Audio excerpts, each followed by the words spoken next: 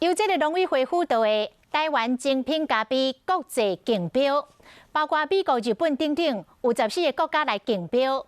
嘉义阿里山道武山咖啡农场的咖啡，伫这个拍卖会摕下到上悬的拍卖价，1公斤3万，破纪录，嘛互国际看到台湾。 由农委会辅导的头一届点钟台湾精品咖啡国际竞标中，以1磅500块半的美金，等于是1公斤爱3万几块的底票。这个咖啡是来自嘉义道武山的咖啡农场。一入店内就闻到咖啡香，这袂输红宝这个咖啡豆啊，甜又带果汁香。只要你够熟啊，你轻轻一拨，它就会掉下来。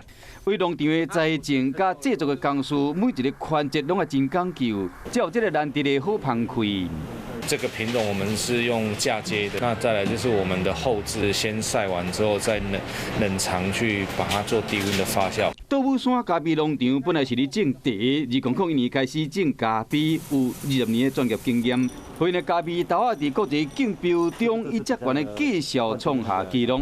竞标得主同款嘛是嘉义人，对咖啡的口感真赞叹。非常甜，很少看到这么干净，花香又很强烈，然后它的蓝莓调性也很突出，还带有一种热带水果，比如说百香果或是芒果之类的。香气跟甜感都是非常好的一杯很优秀的咖啡。以果子的香气多产出风味，互消费者赞叹。嘉义地区所种的咖啡，今嘛已经迈向世界，徛上国际舞台。